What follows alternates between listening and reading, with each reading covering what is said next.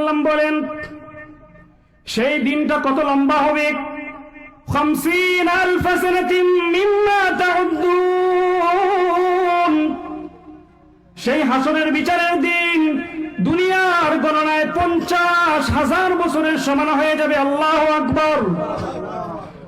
এই দুনিয়ার গণনায় 50,000 বছরের সমান একদিন বিচারের দিনটা লম্বা হয়ে যাবে রে আয়েশা। সেই দিন সূর্যটা মাথার কাছাকাছি চলে আসবে, মানুষেরা হয়রান হয়ে যাবে। মানুষেরা আকাশের দিকে তাকিয়ে ইয়া রাব্বি ইয়া রাব্বি নফসি, আয় আল্লাহ আমাকে বাঁচান, আমাকে বাঁচান, এই আহাজারি করতে করতে মানুষেরা উপরের দিকে যে তাকাবে আর নিচের দিকে কারো দিকে তাকানোর পরিস্থিতি থাকবে না। এমন ভয়ঙ্কর দিন আমাদের জন্য অপেক্ষা করতেছে। পাপিষ্ঠদের জন্য এত ভয়ঙ্কর হবে সেই দিন, কেউ কারো দিকে তাকাবে না, এমনকি কেউ কারোর জন্য সুপারিশ করবে না। দুনিয়ার মধ্যে যেই মানুষগুলি আপনার আপন, খুব কাছের মানুষ, হাসরের ময়দানে সেই মানুষগুলি কিন্তু একে অপরের শত্রু হয়ে যাবে।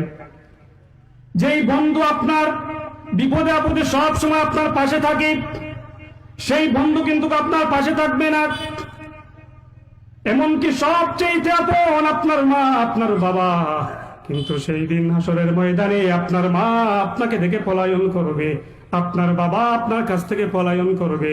এই জন্য আল্লাহ রাব্বুল আলামিন জানিয়ে দিয়েছেন আমার তেলাওয়াতকৃত আয়াতে আল্লাহ বলেন, ইয়াউমা ইয়াফিরুল মারউ মিন আখিহি ওয়া উম্মিহি ওয়া আবিহি ওয়া সাহিবাতিহি ওয়া বানি লিকুল্লি ইমরিইম মিনহুম ইয়াউমাইযিন শা'নুন ইউগনি। ইয়াউমা ইয়াফিরুল মারউ মিন আখিহি, আল্লাহ বলছেন সেই দিন ভাই ভাইয়ের কাছ থেকে পলায়ন করবে। এখন প্রশ্ন আসতে পারে, এই দুনিয়ার মধ্যে সবচেয়ে আপন আপনার মা এবং আপনার বাবা, আল্লাহ রাব্বুল আলামিন মা বাবার কথা আগে বলেন না, আগে কেন ভাইয়ের কথা বললেন? কারণ দুনিয়ার মধ্যে এমন কিছু বিপদ আছে, কোন সন্তান যদি রাত 12টার সময় কোন বিপদের সম্মুখীন হয়ে যায়, ডাকাতের কবলের মধ্যে পড়ে যায়, সে যদি তার ভাইকে ফোন করে, হে ভাই আমি অমুক জায়গার মধ্যে আমি বিপদের সম্মুখীন হয়ে গেছি, বিপদের মধ্যে পড়ে গেছি, তুমি আসো আমাকে সেই বিপদ থেকে উদ্ধার করো। আপনার বাড়িতে আপনার বৃদ্ধ মা বাবা থাকার পরেও তাদের পক্ষে সম্ভব হবে না। কিন্তু ভাই ভাই যতই দ্বন্দ্ব হোক না কেন, দেখবেন এক ভাই আরেক ভাইকে দেখতে পারে না। তারপরে যখন ভাই বিপদের মধ্যে পড়ে গেছে, এই কথা শোনার সঙ্গে সঙ্গে রাত 12টা হয়ে গেল, রাত যদিও 3টা বেজে যায়, তারপরেও তার ভাইকে বাঁচানোর জন্য তার জীবনটা বাজি রেখে এসে চলে যায়, ঠিক কিনা?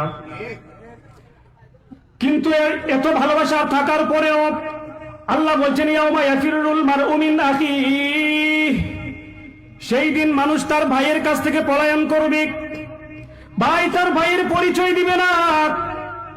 ভাই যখন গিয়ে বলবে, হে ভাই দুনিয়ার মধ্যে তুমি আমাকে এত ভালোবেসেছো, আমাকে সামান্য একটা নেকি দিয়ে আমাকে সাহায্য করো রে ভাই, আর তোমার সামনে দিয়ে আমি জাহান্নামের মধ্যে চলে যাই, সুতরাং আমাকে একটা নেকি দিলে আমি জান্নাতবাসী হয়ে যাই। তার আপন ভাই তার ভাইকে পরিচয় দিতে চাইবে না, তার ভাইকে দেখে পলায়ন করতে থাকবে, দৌড়াতে থাকবে। শুধুমাত্র তাই নয়, আল্লাহ বলেন ওয়া উম্মিহি ওয়া আবিহি, যেই মা 10 মাস সন্তানকে গর্ভে ধারণ করেছেন, দুনিয়ার মধ্যে মায়ের চাইতে আপন কেউ হতে পারে না। সন্তানের জন্য মায়ের চাইতে কেউ আপন হয় না। একজন মা জানে তার সন্তানকে এই পৃথিবীর মুখ দেখাতে কত কষ্ট সেই মা করেছে। এটা কিন্তু আপনারা আমরা বুঝবো না, কোন পুরুষের এই অনুভবটা করতে পারবে না। সেই মায়ের কাছে যখন সন্তান যাবে, চিৎকার দিয়ে মা মা বলে চিৎকার দিলেও সেদিন কাজ হবে না। মায়ের পরিচয় নিয়ে যখন সন্তান যাবে, ও মা তুমি আমাকে 10 মাস 10 দিন গর্ভে ধারণ করেছো, আজ হাসরের ময়দানে তোমার সন্তান তোমার চোখের সামনে দিয়া জাহান্নামের আগুনের মধ্যে চলে যায়, আমাকে একটি নেকি দিয়ে তুমি সাহায্য করো। সেই মা বলবে, তুমি কে? তোমাকে তো আমি চিনি না। সুবহানাল্লাহ।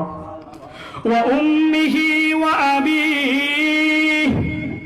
সেই বাবা সন্তানের জন্য মাথার ঘাম পায়ে ফেলে রাত দিন পরিশ্রম করে সন্তানদেরকে মানুষ করার জন্য।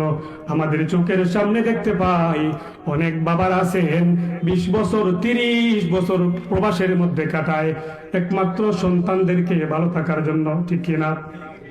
সন্তানদের সুখের জন্য বাবার জীবন যৌবন সব কিছু শেষ করে দেয়, নিজে না খেয়ে নিজে না পড়ে তার ছেলে মেয়ের কথা চিন্তা করে।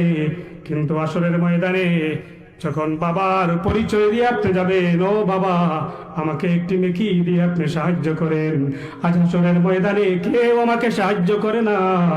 আপনি যদি আমাকে একটি নেকি দিয়ে সাহায্য করেন তাহলে আমি জান্নাতবাসী হয়ে যাই।